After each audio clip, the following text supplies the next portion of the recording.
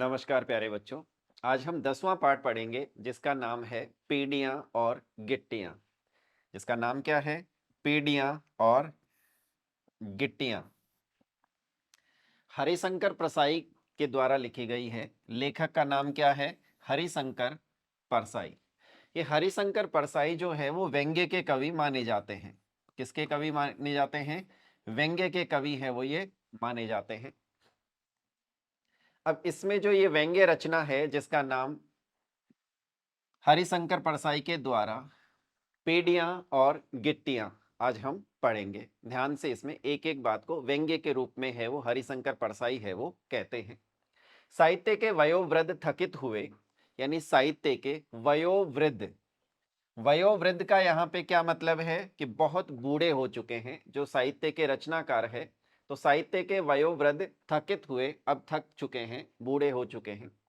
वे लाठी टेकते हुए सड़क पर चलते हैं। वो इतने थक गए हैं कि सड़क पर चलते हुए भी लाठी हाथ में लेकर के लाठी को टेकते हुए है वो चल रहे हैं। मोटा चश्मा लगाकर चांद देखते हैं, यानी आंखों से उनको दिखाई नहीं, इतने वृद्ध हो चुके हैं कि उनको आंखों से दिखाई नहीं दे रहा है, तो आंखों पे चश्मा लगा करके क्या देख रहे हैं? चांद को देखते हैं। यानी यहाँ पे व्यंग्यात्मक हर बात को व्यंग्य के रूप में है वो कहने की जो कला है वो हरिशंकर परसाई में है वो देखने को मिलती है। तो देखिएगा, निमोनिया की दवा जेब में रखकर बगीचे में घूमते हैं। यानी ठंड लगने से, निमोनिया एक बीमारी है, एक रोग है जो ठंड के कारण होता है और पसलियों में जकड़न का अनुभव होता है इसमें। तो ये निमोनिया होने के बावजूद भी है तो निमोनियो की दवा जेब में रख करके बगीचे में है वो टहल रहे हैं, लेकिन टहलना जरूरी है इस ठंड में भी।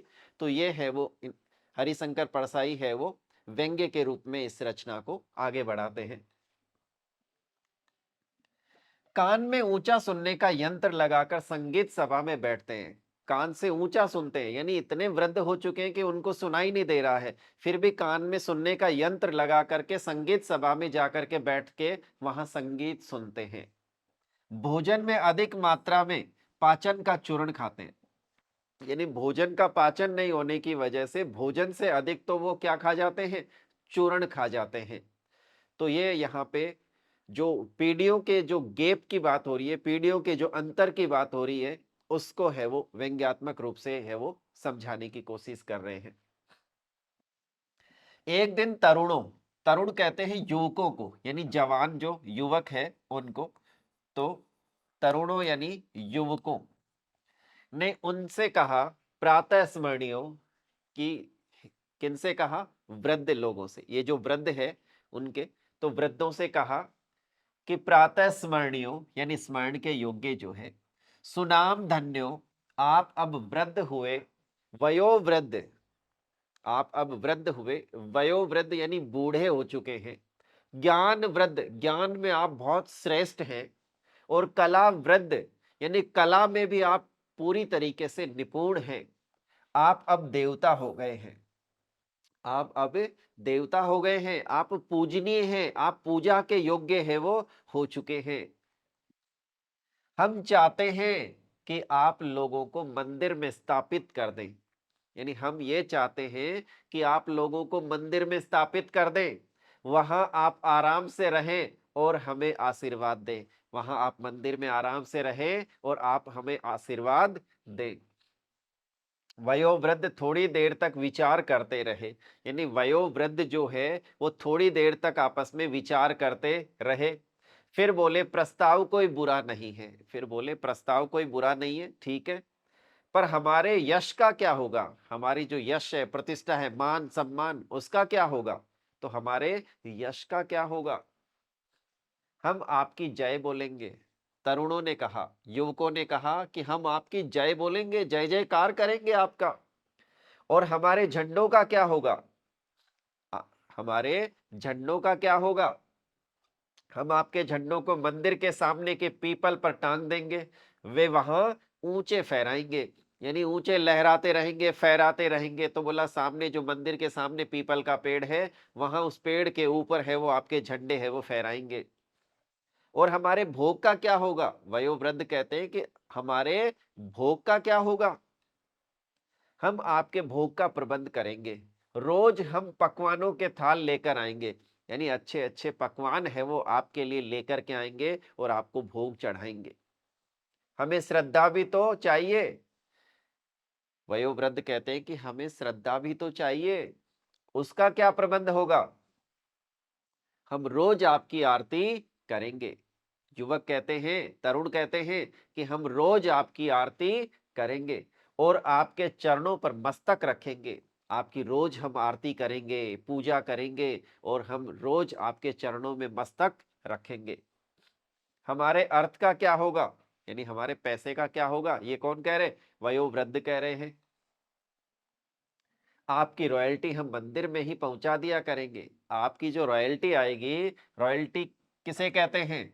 यानी पुस्तक बिकने पर लेखक को मिलने वाला जो पैसा होता है उसको रॉयल्टी कहते हैं। तो आपकी जो रॉयल्टी आएगी वो हम मंदिर में ही पहुंचा दिया करेंगे।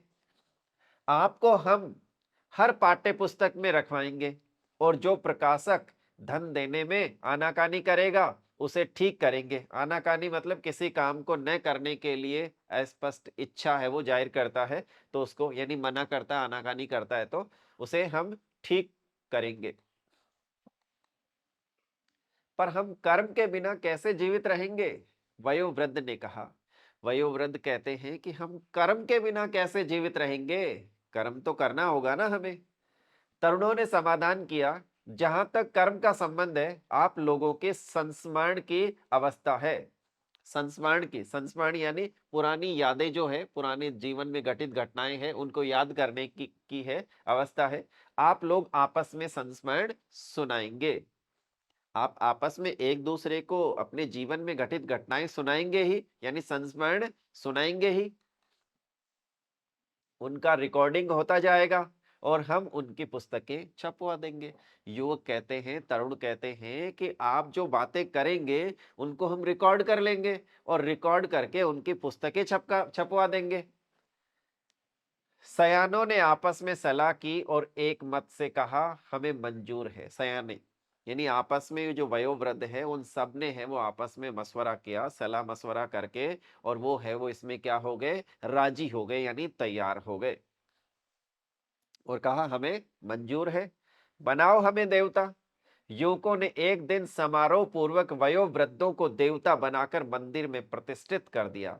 यानी एक समारोह का आयोजन किया और समारोह का आयोजन करके उन वयोवृद्धों को है वो क्या किया? यानी मंदिर में देवता बना करके प्रतिष्ठापित कर दिया। उनके झंडे पीपल पर चढ़ा दिए और उनके झंडे जो है वो कहाँ चढ़ा दिए? पीपल पर चढ़ा दिए। उनकी आरती की, उनके चरण छुए और भोग लगाकर काम पर चले गए। उनकी आरती भी की, उनके चरण भी छुए और चरण छू करके उनको भोग लगाया और भोग लगा करके वो अपने काम पर चले गए। देवता जब अकेले छूट गए तब उनका ध्यान तरुणों पर गया।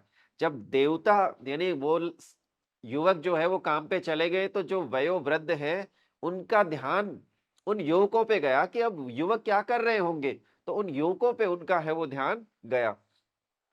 एक ने बात उठाई, लड़के इस समय न जाने क्या कर रहे होंगे। एक ने कहा, एक देवता ने यानी एक वयोवृद्ध ने कहा कि लड़के इस समय पता नहीं क्या कर रहे होंगे, सड़कों पर घूम रहे होंगे।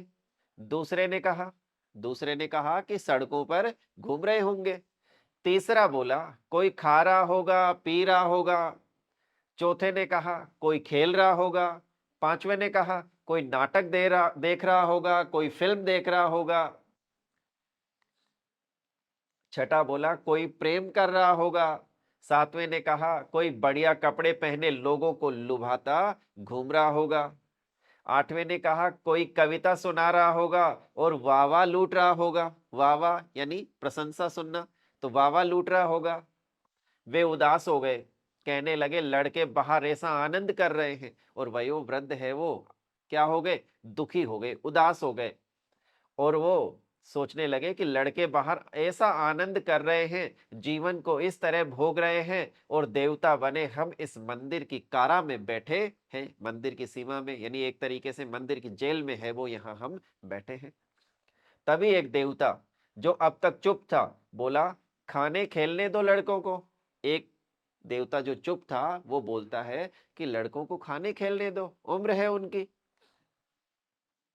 हम तो न चल सकते। भाई वो वृद्ध कहता है कि हम तो न चल सकते, न खेल सकते, न दौड़ सकते, ज्यादा खा लेंगे तो अजीर्ण हो जाएगा, यानी अपच की बीमारी जो है अजीर्ण हो जाएगा, ज्यादा बोलेंगे तो सांस फूल उठेगी, प्रेम करने की भी अवस्था नहीं रही, भोगने दो जवानों को जीवन, वे हमारी जय तो बोलते हैं, हमारे झंडे तो फहराते हैं। यानी वो कुल मिला के कि वो हमारा सम्मान तो करते हैं, आदर तो करते हैं, तो उनको जो करना है करने दीजिए, उनकी जो उम्र है, लेकिन हमारी तो ये सब उम्र है वो रही नहीं। तो ये है वो एक देवता है, वो कहते हैं हमारी आरती तो करते हैं, और क्या चाहिए हमें। लेकिन बाकी देवताओं को उसकी बात अच्छी नहीं लगी, जो बाकी देवता बचे थे उनको वह बात अच्छी नहीं लगी। वे बोले तुम बिल्कुल निसत्व हो, तुम्हें इस बात का कोई बुरा नहीं लगता कि जहां जहां हम थे वहां वहां वे जम गए हैं, यानी जहां जहां हम थे वहां वहां वे युवक है वो जम गए हैं। जो हमारा था वह सब उन्होंने ग्रहण कर लिया, यानी जो कुछ भी हमारा था वह सब उन्होंने ग्रहण कर लिया है, और हमें प्रतिमा बनाकर यहाँ चिपका दिया है, हमें सिर्फ प्रतिमा बनाकर यहाँ चिपका दिया है। वह उठकर मंदिर के दूसरे हिस्से में चला गया, वह जो देवता था वो मंदिर में उठ करके मंदिर का जो दूसरा हिस्सा है उसमें चला जाता है। देवताओं में सलाह होती रही, फिर उनमें हलचल हुई, देवताओं में सलाह होती रही और फिर है वो उनमें एक हलचल हुई। शाम को युवक जब थालियों में मिष्टान सजाकर देवताओं की जय बोलते हुए मंदिर के पास पहुंचे, मिष्टान यानी मिठाइयां, थालियों के अंदर है वो मिठाइयां लेकर के है वो देवताओं की जय बोलते हुए मंदिर में के पास पहुंचे, तो देखा कि सब देवता चबूतरे पर खड़े हैं। सब देवता जो मंदिर के बाहर जो चबूतरा है उस पे खड़े हैं, उनके पास पत्थरों का ढेर है, और उनके पास में पत्थर ही पत्थर पड़े हैं, पत्थरों का ढेर है, और वे हाथों में भी पत्थर लिए हैं, और उन्होंने हाथों में भी क्या ले रखे हैं, पत्थर ले रखे हैं। जवान आगे बढ़े तो देवताओं ने उन पर पत्थर बरसाना शुरू कर दिया। जैसे ही जवान आगे बढ़े, युवक आगे बढ़े, और देवताओं ने क्या कर दिया, पत्थर उन पर बरसाना शुरू कर दिया। तरुण रुक गए, तरुण जो थे युवक थे वो रुक गए एक बार के लिए, और चिल्लाए देवताओं पत्थर क्यों मार रहे हो, देवताओं पत्थर क्यों मार रहे हो। देवता बोले वहीं रुको और हमारी बात सुनो, तुमने हमें वंचित किया है, कि तुमने हमें वंचित किया है। वंचित मतलब जिसके पास में कुछ ना हो, तो वंचित किया है। किससे वंचित किया है, तरुणों ने पूछा, यानी युवकों ने पूछा कि किससे वंचित किया है देवताओं। उस सब से जो हमारा था। देवता उधर से चिल्लाए, देवता उधर से चिल्ला के बोले कि उन सब से आपने हमें वंचित कर दिया जो हमारा था। तरुणों ने जवाब दिया, हमने तुम्हें वंचित नहीं किया, तुमने अपने आप को वंचित किया है, तुम्हारी थकान ने वंचित किया है, तुम्हारी उम्र ने वंचित किया है, यानी तुम्हारी उम्र ने किया है, तुम्हारी थकान ने किया है, तुम्हारी चेतना दुर्बलता ने किया है। यानी चेतना दुर्बलता का मतलब है सोचने समझने में अब कमजोरी आ गई, सोचने समझने की क्षमता क्षीण हो गई है, तो चेतना दुर्बलता ने किया है, तुम्हारी शक्तिहीनता ने तुम्हें वंचित किया है। हम तो तुम्हें पूज रहे हैं, हम तो तुम्हारी पूजा कर रहे हैं, और तुम देवता होकर पत्थर मारते हो, और तुम देवता होकर के हम पे ही पत्थर मार रहे हो। देवताओं ने कहा हमें ऐसी पूजा नहीं चाहिए, हम भी तुम्हें वंचित करेंगे, हमें ऐसी पूजा नहीं चाहिए, हम भी तुम्हें वंचित करेंगे। एक देवता बोला तुम उन सड़कों पर नहीं चलोगे जिन पर हम चले, वे मात्र हमारी है। यानी एक देवता कहने लगता है कि तुम उन सड़कों पर नहीं चलोगे जिन पर हम चले हैं, हम जिन सड़कों पे चले हैं उन पे तुम नहीं चलोगे, यानी उन पे सिर्फ हमारे चलने का अधिकार है, तुम्हारा नहीं है। दूसरा देवता चिल्लाया जो हमने खाया वह तुम नहीं खाओगे, यानी जो हमने खाया वह तुम नहीं खाओगे, क्योंकि वह मात्र हमारा भोज्य है, वह हमारा भोजन है, तुम्हारा नहीं है। तीसरा बोला जो हमने भोगा वह तुम नहीं भोगोगे, जो हमने भोगा उसको तुम नहीं भोगोगे, वह मात्र हमारा भोग्य है। चौथा चिल्लाया जो हमने किया वह तुम नहीं करोगे, क्योंकि वह केवल हमारा कर्म था। जो हमने किया वह तुम नहीं करोगे, क्योंकि वो सिर्फ हमारा कर्म था। पांचवा पांचवा बोलता है, तुम अपने झंडे नहीं फहराओगे, झंडे सिर्फ हमारे होंगे। तुम अपने झंडे नहीं फहराओगे, झंडे सिर्फ किसके होंगे? हमारे होंगे। हमारे बाद किसी का कोई झंडा नहीं होगा, हमारे बाद किसी का कोई झंडा नहीं होगा। तरुणों ने कहा, आप लोग देवता है, दरोगा नहीं, देवोचित व्यवहार करिए, यानी देवताओं के जैसा व्यवहार कीजिए। कैसा बेहुदा व्यवहार है वो तुम लोग कर रहे हो, ऐसा है वो तरुण कहते हैं। आप जिए, इसलिए क्या जीवन पर सिर्फ आपका अधिकार हो गया? यानी आप जिए, इसलिए जीवन पर सिर्फ क्या आपका ही अधिकार हो गया, और कोई दूसरा जी भी नहीं सकता? हमें यह सब स्वीकार नहीं है। तरुण कहते हैं, युवा कहते हैं कि हमें यह सब स्वीकार नहीं है। नहीं है तो लो, कहकर देवताओं ने पत्थर बरसाए शुरू कर दिए। यानी देवताओं ने, जब तरुणों ने कहा कि यह हमें स्वीकार नहीं है, कि तुम जी चुके हो तो हम जी भी नहीं सकते, तुम जिस पे चल चुके हो उस पे चल भी नहीं सकते, जो काम तुम कर चुके हो हम कर भी नहीं सकते, तो ये हमें स्वीकार नहीं है। और ये अगर तुम्हें स्वीकार नहीं है तो देवताओं ने फिर से उन पर पत्थर बरसाना शुरू कर दिया। उन जवानों ने भी पास ही पड़े मिट्टी के ढेर से पत्थर उठाकर उन देवताओं पर फेंकने शुरू कर दिए। यानी उन देवताओं पर पत्थर फेंकने वापस से क्या कर दिए? शुरू कर दिए। एक युवक पीपल पर चढ़ गया और देवताओं के झंडे फाड़कर फेंक दिए, और देवताओं के जो झंडे थे वो फाड़कर फेंक दिए। दोनों तरफ से पथराव हो रहा था, दोनों तरफ से गाली गलौज हो रही थी। एक राहगीर से दूसरे ने पूछा, ये क्या मामला है? एक राहगीर, राह चाहते कोई व्यक्ति आपस में चर्चा करने लगे कि ये क्या माजरा है। राहगीर ने जवाब दिया, दो पीढ़ियों की कलागत मूल्यों पर बहस चल रही है। दो पीढ़ियों की कलागत मूल्यों पर बहस चल रही है, यानी कला में छिपे मूल्य पर क्या चल रही है? बहस चल रही है। तो ये हरिशंकर परसाई की एक व्यंग्यात्मक रचना है, जो दो पीढ़ियों के गैप को है वो, यानी जो पुरानी जो पीढ़ी है वो और नई पीढ़ी से अगर तालमेल नहीं बिठा पाती है, तो इस तरीके के विवाद उत्पन्न है वो होना स्वाभाविक ही होते हैं। ऐसी बात है वो हरिशंकर परसाई है वो इसमें कहते हैं। उम्मीद करता हूँ ये है वो रचना आपको समझ में आई होगी। धन्यवाद दोस्तों, नमस्कार।